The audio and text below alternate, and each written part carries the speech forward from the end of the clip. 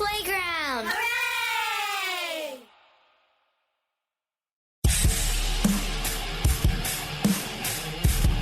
Hey, happy holidays. It's Jeff Zito with another episode of Celebrity Jobber. Think about this for a minute. 40 years ago, the song Man-Eater from Hall & Oates hit #1 on the Billboard music charts. 40 years ago. That was 1982.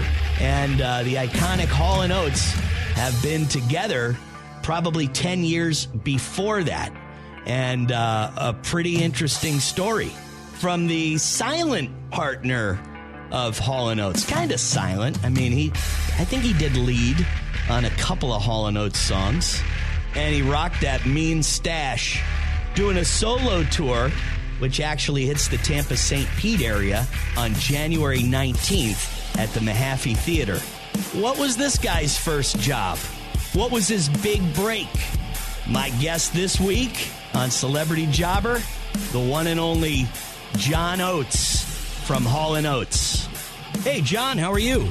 Good. I was in a big Zoom meeting, so I tried to get out as quick as I could. Oh, no worries. I was just kind of getting ready for the conversation by listening to the festive John Oates version of Jingle Bell Rock. Yeah. Oh, not many people hear my version. Daryl seems to dominate the Christmas season, so good. I'm glad you listened to it. Well, that's kind of funny that you guys had alternate versions of that song. What made you want to do two versions with both of you on lead? I thought I could sing it better than he could. I think you did a good job. All right, there you go. So you're in Colorado now, correct? Yeah, we're out here for the Christmas season. Okay, and how long have you been out there? I mean, you've had a place out there for a minute, right? I've been living in Colorado since the late 80s, and we lived here for over 20 years before moving to Nashville, but we kept our place out here. So we're basically living, kind of dividing our time between Nashville and Colorado. And I know Nashville, big music scene out there, but Colorado, I once had a place out in Colorado, and it's very, very different from anywhere else in the United States. The mountains, it seems like it's a lot of fun for the outdoorsmen. So are you an outdoorsman, John? Very much so. Very much so. What do you like to do out there? Well, obviously I've been skiing since I've been a little kid, even when I lived back east. So, I was a 100-day a season skier back in my prime. Wow. And I was a telemark skier. I do mountain biking, road biking, hiking, backcountry skiing. But now I'm really doing more like Nordic skiing. I do Nordic skate skiing. And that's what I do in the winter. I love to be outside. We've got a tractor and an ATV that we go up into the mountains with. So we're very, very much outdoor oriented. Different way of life than in Philly, huh? Oh yeah, well I left Philadelphia in 1971. So oh wow, okay, so you were there since then. Okay, but growing up in Philly. Obviously, I was looking at a little bit of your history, and the blue-eyed soul in Philadelphia, and of course you and Daryl Hall and getting together. You guys growing up in Philly, you didn't meet until college, correct? Yeah, I actually grew up in a small town outside of Philadelphia. I grew up in a little town. I went to Philadelphia, right after high school to go to Temple University. And that's where I started my real professional music career. But so I didn't actually grow up in the city. It's kind of in fact, it's kind of weird, even though Daryl and I are so associated with Philadelphia. The fact is, we never actually recorded anything in Philadelphia in our entire careers. Really? We did some studio work, and we did we played around the Philadelphia area when we were kind of putting our career together in like coffee houses and art galleries and things like that. But we moved to New York right at the beginning of our career, and our music career, even though it's Philadelphia, it's steeped in Philadelphia music tradition. It was really, we did all our work in New York and L.A. and other places. Tell me a little bit about growing up. So you were in PA, like maybe in the sticks in Pennsylvania? No, in a small town about 25 miles north of Philadelphia. Okay, so But I would go to Philadelphia to hear music and to see, to do things. I get on the train and things. And then, of course, when I entered Temple University in 1966 or 67, I then moved to Philadelphia and lived in Philadelphia for between 67 and 1970, and then in 71 moved to New York City. So growing up, tell me a little bit about your mom and dad and what they did. Lived in a pretty typical middle-class family. Small house. Younger sister went to school in a kind of a suburb. It wasn't really the suburbs. It was actually the country back then. Now it's the suburbs. A small high school. Played in a band. Played folk music in coffee houses and things during the 60s. My parents were, both of them were from New York City. My mother was Italian heritage. My father was English and Spanish. We were the only part of the family that moved from the New York area. And so I grew up there. And then, as I said, after college, I moved with Daryl back to New York City and lived in New York City from 71 until basically the end of the 80s when I moved to Colorado. And what kind of business were your parents in? Did they have a musical background as well? No, not musical, but very supportive musically. They recognized my talent and always supported me and encouraged me. Provided me with guitars and amps and kind of everything I needed. My mom was a bit of a stage mother. They both worked in local companies, in Pennsylvania. And, just really supportive. And growing up... I never really, even though I went to college for journalism, I never really considered that I was going to be really doing anything else. It was always, music was always the only thing that I ever really did. So majoring in journalism at Temple, that wasn't like part of a backup plan or anything. Did you? It was only a backup plan with respect to the fact that writing has always come easy to me. It's something I do naturally. So I took the path of least resistance in college, and I entered journalism because it was really easy, and I could do music on the side and in the evenings and whatever.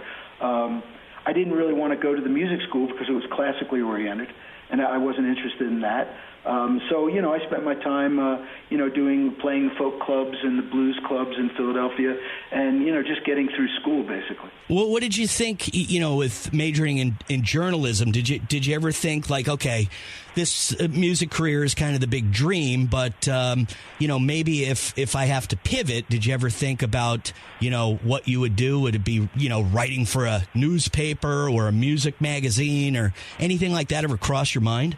No, not really. No.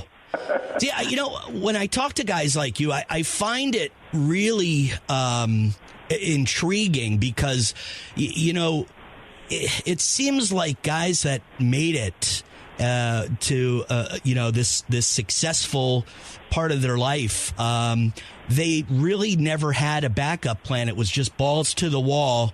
Going in on one thing, because I always thought, growing up, I always thought that, I was, dreamed to be in the radio business, but I, had a backup plan, because I figured, my dad pretty much, made me, think that way. If this doesn't work out, is there going to be another option? And I find it really interesting to talk to guys like yourself. There was no backup plan. This was it. And it was like, LA or bust, Yeah, it kind of sounds like a cliche, but the way I looked at it, I've been performing ever since I've been a little kid. I was on stage at 3-4 years old, singing in front of people, always being kind of the center of attention in my little universe, and my universe got bigger and bigger. And as that universe expanded and I kept playing, got older, played shows, as I said, played in blues bands, played folk music, played folk blues.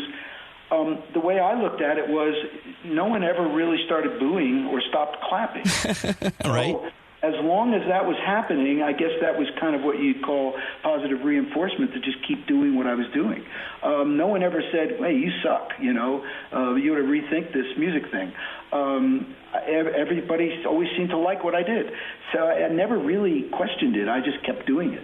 It's kind of funny. It's kind of funny since, like the Philadelphia Eagles are known for booing Santa Claus. And, even though you're a little kid, nobody's going to boo a little kid. It's still kind of funny being in that part of the world. I grew up in New Jersey, not too far outside of where you're from. And, people up in the Northeast are a little different, Yeah, Philadelphia is a working class city with a hard edge, which makes it.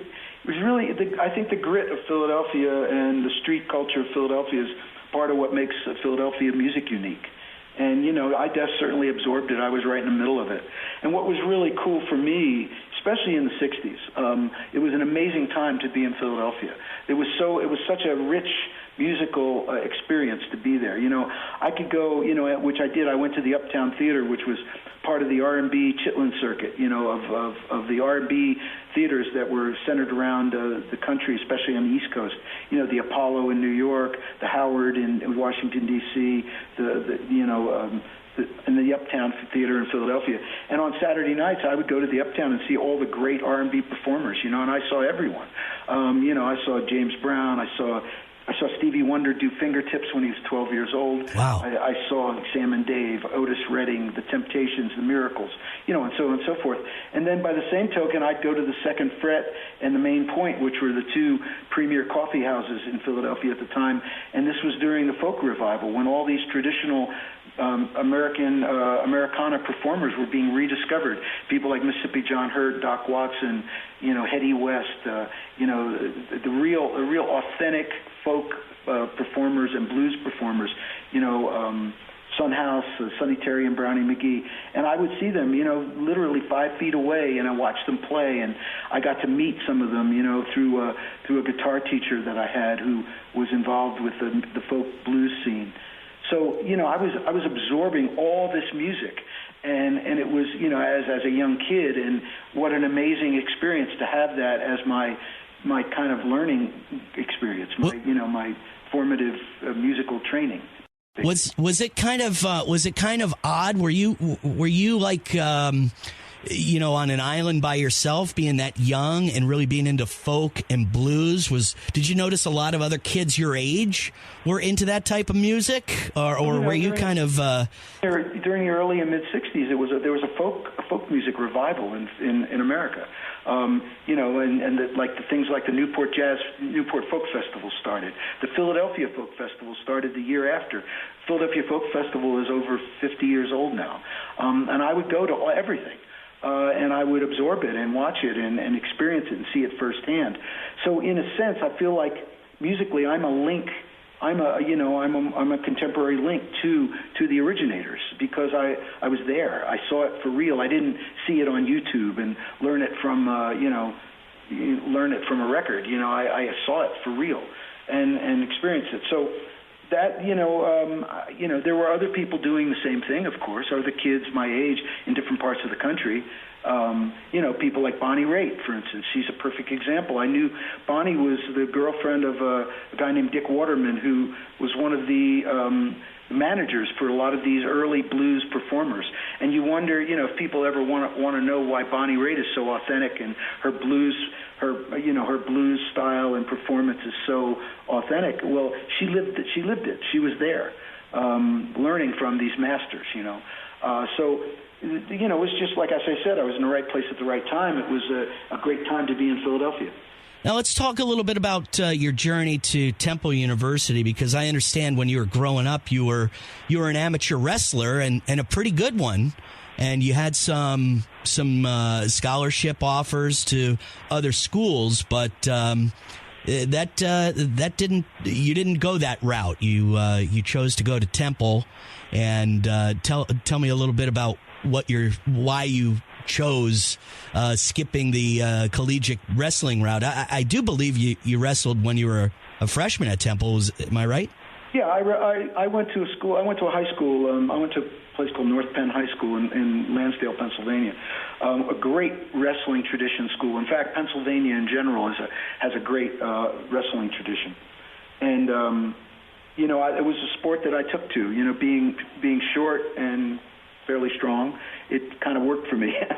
I wrestled. I was the captain of the wrestling team, I did a lot like that. And then I had some offers for some scholarships to some Pennsylvania State universities, and I went to visit them, East Stroudsburg and Lock Haven and a few places like that. And, growing up in a small town in Pennsylvania, I wanted the city experience.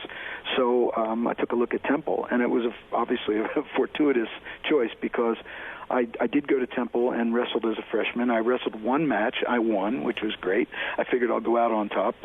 And I didn't want to really, I didn't want to keep losing weight, and I was more interested in exploring what Philadelphia had to offer musically, and that's when I met Daryl Hall. So, had I not made those decisions, my whole life would have been different. So let's talk about when you met Daryl Hall. Were you a freshman in college, and he was a senior, I believe, when you first met each other? Yeah, we actually met prior to me actually entering Temple University in the summer of 1966. Into 1967. His band, he had a group called the Temptones, which was a vocal group, and I had a group called the Masters, which was a musical combo. And we were independently both making records at the exact same time. He made a record, and I made a record, both in Philadelphia. We didn't know each other, with different groups of people. But the records were being played on Philadelphia radio at the same time. So I was aware of his group, he was aware of me, and then we met through promoting those singles. And then we just started palling around, seeing each other. We were both going to the same school. And his group was in the process of breaking up. My group was in the process of breaking up. We kind of gravitated toward each other. I guess we both recognized, musical talent in each other. And then we started just hanging around for the late 60s. We didn't really do anything formally. And then after I graduated from Temple in 1970, I went to Europe for 4 months. And when I came back from Europe, Daryl was just kind of not happy with things that were going for him, and I wasn't doing that much. And we just kind of said, hey, let's try to write some songs and see what happens. And that's how it's all started. Wow. Do you ever look back at, I believe that everybody in your shoes, successful, has a big break, certain series of events that kind of add up. And do you recall maybe what you think your big break was, not only meeting Daryl Hall, because it seems like a match made in heaven between you two, but do you ever look back and think about if these few things didn't line up and happen for you, that we might not be talking today? Yeah, of course. Well, the first thing is the thing I just said about the fact that I made a choice to go to Temple University as opposed to somewhere else. Had I gone to a different school, we wouldn't be talking. It would be a whole different world. So that's the first thing. The second thing was, he and I started playing our little songs that we wrote, just the two of us, around Philadelphia. There was a Philadelphia telethon for a charity event, and they were looking for local performers to play, and we said, we'll go on TV. And we went on TV, and all of a sudden everything changed. People started recognizing us on the street, and then we went to Philadelphia. We went to New York and started auditioning and for record labels and things like that. So it's not one cataclysmic thing that happens that changes your life. It's these incremental things that you build on. And I think that's what it was. And finally, we weren't getting anywhere with our auditions in New York, and we took it. We just said, you know what? Let's go to California and let's go to L.A. and see what happens, because neither of us had ever been to Los Angeles. So we went. We just flew out there, and through a mutual person in the music business, we were introduced to a guy who was friends with Ahmet Ertegun at Atlantic Records. We played some songs for him literally in his backyard. Wow. And he called Atlantic Atlantic Records in New York and said, "You got to hear these guys." And we went back to New York and auditioned for Ahmet Ertegun, for Arif Mardin, the great producer, and he wanted to produce us, and we signed a contract with them, and that's how the recording career began. Yeah. So it's a series of events, not this one. Yeah. No, I agree with you completely. Tell me a little bit about your work. Did you have a first job, John, not in the music biz? Have you been making money in the music biz your entire life? Or yeah, I have. I've never had another job. You've never delivered a newspaper? No, well, it's not quite true. I had a summer job. I had a summer job for about a month, taking out the trash at a day camp, and then I had another job painting the frames of a greenhouse. And I fell through the glass roof of the greenhouse on the first day of the job, and I got fired. So other than teaching guitar lessons, I've never really had another job. Wow. But you did paint the frames of a greenhouse. For about an hour or two, yeah. Wow. You're that's incredible. I can't, usually there's some kind of first job that doesn't make any kind of sense, and those two that you gave me are definitely two that don't make sense. But in the long run, I guess your music has always been your main source of income your entire life. Yeah, that's true. And I'm not trying to just kind of shift the conversation here, but if you have the will or the energy, you should read my autobiography, because there's a lot of stuff that the kind of stuff that you're asking me about is all in there in a much more detailed way, much more detailed than we can possibly do on the phone. So I'm just throwing that out there as a. Tell me, your autobiography came out in 2017, Yep. And what made you want to write that book? I had always thought about it, but I didn't have anyone to push me over the edge. I was doing a series of interviews with a guy from the Philadelphia area, and every time we would talk together, we seemed to have this very common experience that we could relate to, and he always seemed to get me in a way that a lot of people didn't. And as we got to know each other through a series of interviews, he said, "Man, you've got so many cool stories and so many experiences, you really should write a book." And he goes, "If you ever want to do it, I'll help you." And he was an author. He had written a bunch of history books, everything, about entertainment, sports, all sorts of things. And so I just thought, well, here's a guy who seems to understand me, I have a good relationship with. So we went down that road, and he became my co-writer and my editor, and kind of guided me through the book writing process.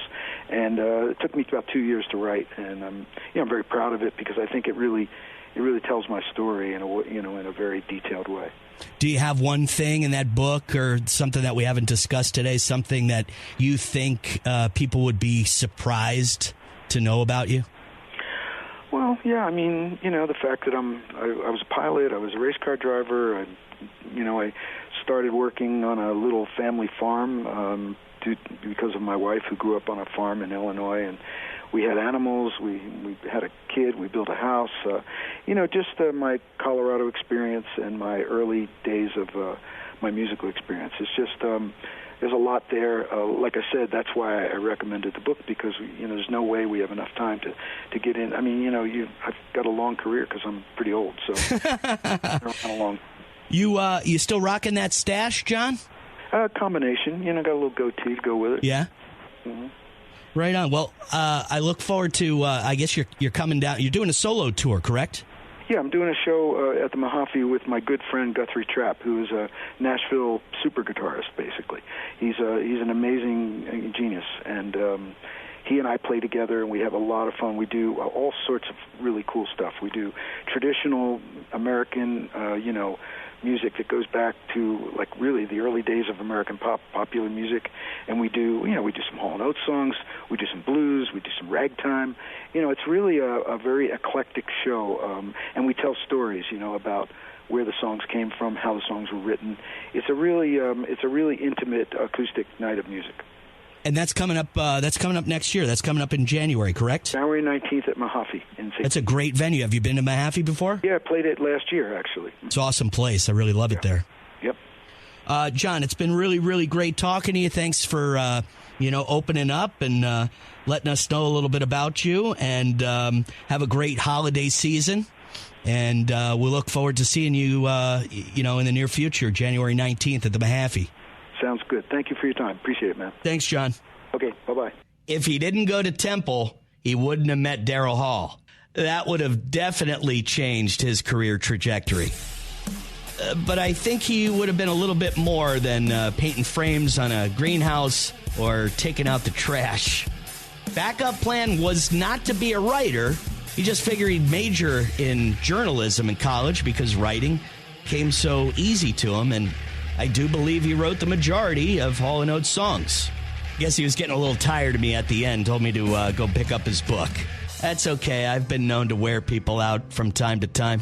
Don't forget to download, subscribe, rate, leave a comment. Apple Podcast, Amazon Music, or wherever you pod.